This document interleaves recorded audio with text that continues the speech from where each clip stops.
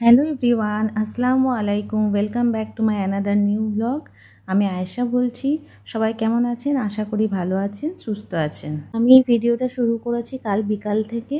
কাল বিকেলের বেশ কিছু কাজ দেখাবো, তারপরে আমি আবার নেক্সট মর্নিং থেকে আবার ভিডিওটা কন্টিনিউ করেছি। তো এখানে আমি বেশ কিছু জিনিসপত্র আমার আনিয়েছি আমার কিছু আর্ট ক্রাফটের জন্য। তো ওগুলো আপনাদের সঙ্গে দেখাচ্ছি। এখানে একটা কম্পাস আনিয়েছি। এটা নর্মাল কম্পাস যেমন বাচ্চারা ইউজ করে ওরকম কম্পাসের মতন নয়, এটা অনেক বড় কম্পাস। এই কম্পাসটার কাজ মানে বড় বড় জিনিসপত্র বানানো। তো ওই কম্পাসটাই আমি দেখাচ্ছিলাম, আনিয়েছিলাম। আর এখানে একটা বাক্স আনিয়েছিলাম, মাল্টিপারপাস বাক্স, ওটাও দেখাচ্ছিলাম।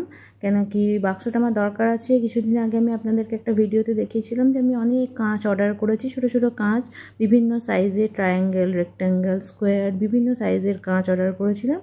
তো ওই কাঁচগুলো মানে সেপারেটলি রাখার জন্য, যাতে শেপগুলো ঠিকঠাক আমি মেনটেন করতে পারি, সব একসঙ্গে মিশে না যায়, তার জন্য ওই পারপাসেই বাক্সটা আমার আনানো। বাক্সটা দেখলাম বেশ ভালোই হয়েছে, খুব রিজনেবল প্রাইসের মধ্যে ছিল, তো নিয়ে নিলাম আমি ওর জন্য। এই দেখুন, এখানে এই ডিভাইডারগুলো সব আলাদা আলাদা করে রাখা আছে।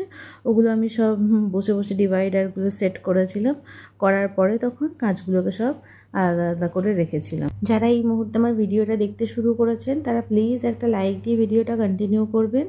আর যারা আজকে আমার চ্যানেলটা নতুন ভিজিট করছেন, যদি আমার ভিডিওটা ভালো লেগে থাকে তাহলে চ্যানেলটা সাবস্ক্রাইব করে আমার সঙ্গে থাকতে পারেন। এখানে একটা ব্যাগের মধ্যে আমি সব কাঁচগুলোকে ভরে রেখেছিলাম, কিছুই আনপ্যাক করিনি, এখন সব বার করলাম। ওটা আমি আপনাদেরকে দেখাচ্ছি যে এগুলো দেখুন, একটু বড় বড় পাতা শেপের, কোনোটা বরফি শেপের আছে, কোনোটা গোল আছে, গোলের মধ্যেও আবার বড় আছে, ছোট আছে, চৌকো স্কোয়ারের মধ্যেও বড় ছোট, রেক্ট্যাঙ্গেলের মধ্যেও বড় ছোট, ত্রিকোণ আকারের মধ্যেও বড় ছোট, বিভিন্ন রকমের আছে। তো সেই সব সাইজগুলোর জন্য দেখে শুনে আমি সব একটা একটা করে ঢেলে আলাদা আলাদা করে রাখলাম। এই দেখুন, এখানে কমপ্লিট করা হয়ে গেছে, এতগুলো খাপ ভর্তি হয়ে গেছে, বাকি খাপগুলো খালি হয়ে আছে, ওগুলোও ভর্তি হয়ে যাবে আস্তে আস্তে করতে করতে। তারপর এটা দিয়ে আমি যেগুলো সব জিনিসপত্রগুলো বানাবো সেগুলো আপনাদের সঙ্গে শেয়ার করবো। আসলে অনেক দিন ধরে বলছি, তো এবার আমারও খারাপ লাগছে। এরপরে এটা 8টার সময় আমি কিচেনে চলে এসেছি। কিচেনে এসে একটুখানি আমি টিকিয়া বানাবো। টিকিয়ার জন্য প্রিপারেশন করছি। এখানে বেসনটাকে ভুনে নিচ্ছি, বেসনটাকে একটু রোস্ট করে নেওয়া দরকার আছে। কাঁচা বেসন দিলে একটা গন্ধ, কাঁচা কাঁচা গন্ধ ছাড়ে। আর এখানে পেঁয়াজ কেটে নিয়েছি, এই গোশগুলোকে ছোট ছোট টুকরোতে কেটে নিয়েছি, ধনেপাতা, কাঁচা লঙ্কা কেটে রেখেছি, আদা রসুন পেস্ট রাখা আছে, নুন রাখা আছে, আর এখানে বেসনটাও রোস্ট করে রাখা আছে। এবার মিক্সার গ্রাইন্ডারে দেবো, খালি ধনেপাতা কাঁচা লঙ্কাটা ছেড়ে বাকি সব দেবো, দিয়ে অল্প অল্প করে নিয়ে পিসবো। একসঙ্গে নিয়ে পিসলে তো মিক্সার গ্রাইন্ডার তো অতটা প্রেশার নিতে পারবে না, খারাপ হয়ে যাবে, ওর জন্য অল্প অল্প করে নেবো আর পিসবো। এখানে যে ধনেপাতাটা কুচি করে রাখা আছে আর কাঁচা লঙ্কাটা, ওটা আমি আরও দুটো পেঁয়াজের সঙ্গে নিয়ে চপারে চপ করে নিয়েছিলাম। এই দেখুন, এখানে কত সুন্দর মিহি মিহিভাবে একদম মানে কাটা হয়েছে। এত মিহি হাতে আমি কাটতে পারি না, তো অলওয়েজ এগুলো আমি চপারেই চপ করে নিই। আর এখানে আমার গোশটা ছিল 1 কিলোর থেকে একটু বেশি, 1 কিলো 250 মতন। ওতে আমার টিকিয়া বেনেছিল 25-26টা মতন। আমি আসলে একটু বড় বানাই তো, আর এখানে আমার মেয়ে বানিয়ে দিচ্ছে ওগুলো। আমার অনেক কাজ ছিল, ওই জন্য ওকে বলেছিলাম বানিয়ে দিতে। আর আপনারা যদি সাইজটা একটু ছোটো করেন তাহলে হয়তো 30-32টা মতন হবে। আর এটাকে ফ্রিজে আপনারা 15 দিন মতো আরামসে ফ্রোজেন করে রেখে দিতে পারেন। আফিফা, মনে হচ্ছে আর একটু চা পাতা লাগবে বেটা। চা পাতা কতটা দিয়েছো?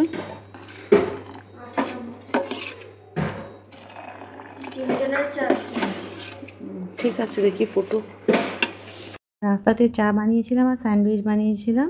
নাস্তা বানিয়ে সবাইকে দিয়ে দিয়েছি। আমার শ্বশুরমশাইকে আসলে ঘরে দিয়ে এসেছিলাম তো নাস্তাটা, তারপর চাটা একটু পরে হয়েছিল, তো চাটাও গিয়ে দিয়ে এলাম। আর ওনার খাওয়া হয়ে গেছিলো, তো প্লেটটাও নিয়ে চলে এসেছিলাম। আমি স্যান্ডউইচ, প্লেন নর্মাল স্যান্ডউইচ, যেটা রোজ বাচ্চারা বানিয়ে খায়, স্যান্ডউইচ আর চা, সিম্পল নাস্তা। এটা হচ্ছে আমার মেয়ে আমাকে যে ফ্লাওয়ারের বুকেটা দিয়েছিল আমার বার্থডেতে, তো ওই রোজগুলোরই আমি পেটালসগুলোকে বার করে নিয়েছি। দেখি এগুলো ড্রাই করব, ড্রাই রোজ পেটালস বানাবো এটা দিয়ে। কি কিউট লাগছে, ভেতরে পাপড়িগুলো অনেক এখনও তাজা তাজা আছে, কিছু কিছু শুকিয়েছে। আফটার ব্রেকফাস্ট আব্বাকে বলেছিলাম যে কিছু সবজি বাজার নিয়ে আসতে। আব্বাকে যা বলেছিলাম তার থেকে তো সবসময় বেশি বেশি নিয়ে আসে জিনিসপত্র। আমি ঝিঙে বলেছিলাম আর ধনেপাতা, আলু, টমেটো, পেঁয়াজ এগুলো বলেছিলাম, আর পেঁপে বলেছিলাম। ঝিঙে পাইনি, তার জায়গায় এখানে নেনুয়া নিয়ে এসছে, আব্বা বাঁধাকপি নিয়ে এসছে, কচু পেয়েছে, কচু নিয়ে এসছে। আর পেঁয়াজগুলো আমি সবসময় যে ঝুড়িতে রাখি না, তলায় একটা পলিথিন দিয়ে দিই।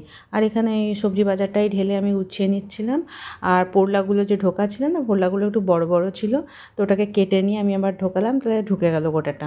আর এখানে টমেটোগুলোও ভরে নিয়েছিলাম, তারপর ধনেপাতাগুলোর ডাঁটিগুলো কেটে বাক্সর মধ্যে ভরে নিয়েছিলাম। যেটা আগের ধনেপাতা ছিল সেটাকে উঠিয়ে রাখলাম, কেন কি ওটা আগে ইউজ করে নেবো, তো ওটাকে উপরে রাখবো, ওর জন্য ওটাকে আগে নামিয়ে রাখলাম।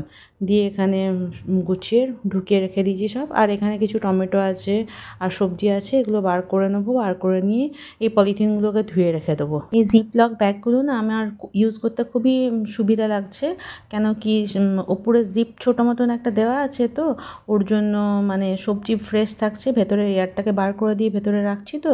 আর এগুলো আর একটা সুবিধা যে রিইউজ করা যায় ধুয়ে। এখানে আমি ওটাই ধুচ্ছিলাম না, আমার সবজিগুলো শেষ হয়ে গেছিলো। এর ভেতরে যে দুটো সবজি রাখা ছিল, একটু টমেটো আর রাখা ছিল, তো ওটা ধুয়ে নিয়ে আমি ওটা ওখানে পানি ঝরতে দিলাম। পরে আবার ওটা অন্য জায়গায় মেলবো। তাহলে যদি ইউজ করার থাকে তাহলে ইউজ করতে পারেন। আমি ইউজ করে দেখলাম খুবই সুবিধা হচ্ছে। যখন কিনেছিলাম তখন আপনাদেরকে রিকমেন্ড তো করিনি, কেন কি তখন আমার দেখার ছিল ইউজ করে কেমন হয়। এখন ইউজ করে দেখলাম ভালোই আছে, কিন্তু আরও একটু ভালো যদি কোম্পানির নেওয়া যায় তাহলে ভালো, কেন কি কিছু কিছু জিপ আমার খারাপ হয়ে গেছে, সেই পলিথিনগুলো এমনি এমনি নর্মাল পলিথিনের মতো ইউজ করতে হচ্ছে। ম্যাক্সিমাম জিপগুলো এখনও ঠিক আছে, অনেক দিন ধরে ইউজ করছি, প্রায় 1 মাস হয়ে গেল ইউজ করছি। আর এখানে আমি ভাতের চাল নিয়ে নিয়েছিলাম, নিয়ে একটু ধুয়ে নিলাম ভাতের চালটা, 2-3 বার ধুয়ে আমি ভাতের চাল ভালো করে ধুয়ে নিয়ে তারপর চাপিয়ে দিলাম ভাতটা। আচ্ছা, আমি তো আপনাদেরকে বলতে ভুলেই গেছিলাম যে আমি যে টিকিয়াগুলো বানিয়েছিলাম না রাত্রেবেলায়, ওগুলো আমি বানানোর পরে বাসনে করে নিয়ে ফ্রিজারে ভরে দিয়েছিলাম, মানে ডিপ ফ্রিজে। তো তারপরের দিন সকালবেলায় ওটা কেমন করে রাখবো সেটাও দেখিয়ে দেবো। এখানে আমার পলিথিন দুটো, জিপলক ব্যাগ দুটো আমি মেলে দিলাম, শুকিয়ে যাবে। এখানে আমি সব রান্নাবান্না জিনিস রেডি করে নিয়েছি। চিংড়ি মাছটা নুন হলুদ মাখিয়ে নিয়েছি, পেঁয়াজ কেটে রেখেছি, পটল আলুর তরকারি করব, উচ্ছে আলু ভাজি করব কি চচ্চড়ি করব দেখি এখনও ভাবিনি। কেটে রেখেছি, কেটে এটা একটু পানিতে নুন দিয়ে রেখেছি, তাহলে উচ্ছের তিতোটা চলে যাবে। এটা কচু চিংড়ি করব, টমেটো কেটে রেখেছি, মশলার বাক্স নামিয়ে রেখেছি, সব রেডি। এখানে কড়াইও চাপিয়ে রেখেছি। আজকে আমার অনেক দেরি হয়ে গেছে, আমি কোনো রান্নার রেসিপি শেয়ার করতে পারবো না। এই যে 1:30 বেজে গেছে, 1:30 পেরিয়ে গেছে। আমার ছেলে আসবে 2:30টায়, তার মধ্যে আমাকে রান্না কমপ্লিট করে নিতে হবে। সো আমি আপনাদের সঙ্গে কিচ্ছু শেয়ার করছি না, দেখিয়ে দিলাম একদম লাঞ্চের টেবিলে মিলছি। হ্যাঁ, 2:10 বাজছে, আমার 3টে রান্নাই চেপে আছে, হয়ে যাবে 15-20 মিনিটের মধ্যে হয়ে যাবে। এতে কপিটা চাপিয়েছি, এতে উচ্ছে আলু ভাজি চাপিয়েছি, আর এটাতে পটল আলুর মানে 5 ফোড়ন দিয়ে একটু মাখা মাখা তরকারি বানাবো। সবজি আজকে সবই সবজি করেছি। তার মধ্যে এখানে আবার কিছু গ্রসারি অর্ডার করেছিলাম, ওগুলোও চলে এসছে, এগুলোও গোটাতে হবে। মানে একটা কাজ শেষ হয় না আমার, আর একটা কাজ এসে হাজির হয়ে যায়। দেখি এগুলোকে বার করি করে গোটাই। যে কেচাপ, সস, কেচাপ সব শেষ হয়ে গেছিলো। দইটা, আদা রসুনের পেস্ট, ময়দা, চিনি, চিনি, সর্ষের তেল, পাও আনিয়েছি, পাওভাজি বানাবো। আর এটা আছে জিরে শেষ হয়ে গেছিলো, গোটা জিরে। এটা ব্রেড, এগুলো বিস্কুট আনিয়েছি আজকে, একটা চিজ কেক বানাবো, ম্যাঙ্গো চিজ কেক। আর এরকম বিস্কুটই দরকার ওটার জন্য, বিস্কুটগুলো আনিয়েছি ওর জন্য। পোস্ত, আর এটা কি আছে, ও গুড্ডে খাবার বিস্কুট আনিয়েছি একটা। আর এখানে ডিম, ব্যাস এই কটাই সামান এসছে। সাফুন এসে গেছে, যাও গোসল করে নাও। আমার রান্নাও কমপ্লিট হয়ে গেছে, আমি জানতাম ও আসবে, আমার রান্না কমপ্লিট হয়ে যাবে। এই যে পটলের তরকারি, এতে আছে কোথায় গেল কচুটা, আর এতে আছে উচ্ছে ভাজি। উচ্ছে ভাজিটা একটু অল্প করে করেছি, বাচ্চারা খেতে চায় না, আমি আর আব্বা খাবো। আর এখানে ভাতটা একটুখানি ফুটলেই বসিয়ে নেবো, হয়ে যাবে ডান। আর এখানে আমটাকে পানিতে একটু ডুবিয়ে রেখেছি, একটু পরে কাটবো, একটু ডুবে থাকুক, কষগুলো বেরিয়ে যাবে। আমি এরপরে লাঞ্চে সবাই চলে এসেছিলো খেতে। আমি আমটা যেহেতু একটু গরম ছিল তো আমি কেটে ডিপ চেম্বারে ঢুকিয়ে দিয়েছিলাম যাতে 10-15 মিনিটের মধ্যে ঠান্ডা হয়ে যায়। এখানে সবাই খেতে চলে এসছে, আব্বাও চলে এসছে। চলো, আমার ফেভারিট হচ্ছে এখানে আমাদের কচু চিংড়িটা, আর উচ্ছে ভাজিও খুব মজা লাগে আমার খেতে। আব্বা, আপনি আমগুলো এত ছোট ছোট কোথা থেকে কিনেছেন?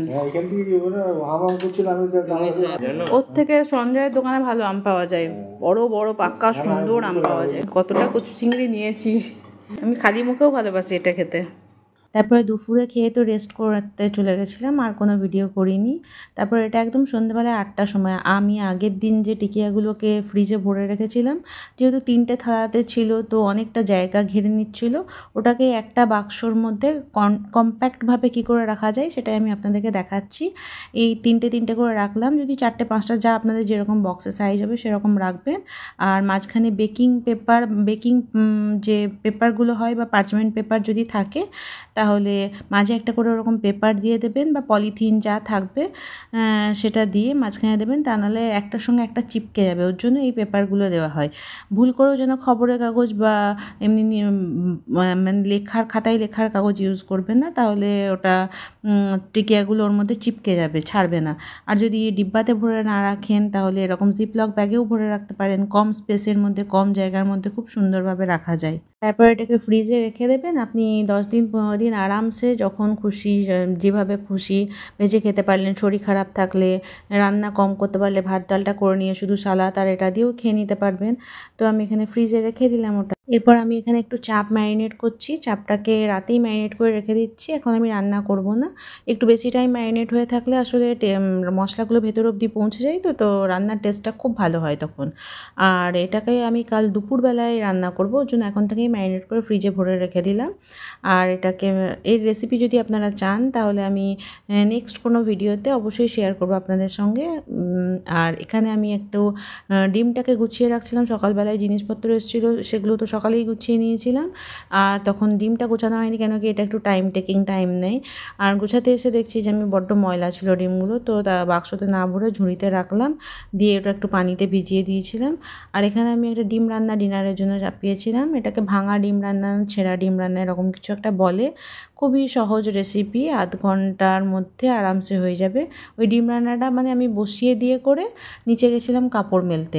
সকাল থেকে কাপড়গুলো ওয়াশিং মেশিনে ঘুরে পড়েছিল, অর্ধেক তো ড্রাই হয়েই যায় ওয়াশিং মেশিনে, আর একটুখানি মেলে দিয়ে আসি, সকালের মধ্যে আবার শুকিয়ে যাবে। রাত্রে মেলতে গেছিলাম ওর জন্য। এখানে কাপড়গুলো ফটাফট মেলে এসেছিলাম, কাপড় মেলে আসতে আমার 7 থেকে 10 মিনিট টাইম লেগেছিলো। তারপরে উপরে এসে দেখছি ডিমটা মোটামুটি হয়ে গেছে। তারপরে 5-7 মিনিট লেগেছিল ডিমটা হতে। দিয়ে হয়ে যাবার পর ওপর থেকে একটু ধনেপাতা দিয়ে দিলাম। খুব সহজ ইজি রেসিপি, আপনারা যদি চান তাহলে আমি অবশ্যই নেক্সট কোনো ভিডিওতে শেয়ার করব। তারপরে এখানে আমার ডিম রান্না হয়ে যাবার পর ডিনার হয়ে গেছিলো। ডিনার হয়ে যাবার পর এই যে ডিমগুলো আমি ধুয়ে রেখেছিলাম সেগুলোকে আফটার ডিনার আমি এগুলো গোছাচ্ছি। আজকের ভিডিওটা এখানেই শেষ করছি। সবাই ভালো থাকবেন, সুস্থ থাকবেন, আমাদের জন্য দোয়া করবেন। দেখা হয়ে যাবে নেক্সট কোনো ভিডিওতে। টেক কেয়ার, বাই বাই, আল্লাহ হাফিজ।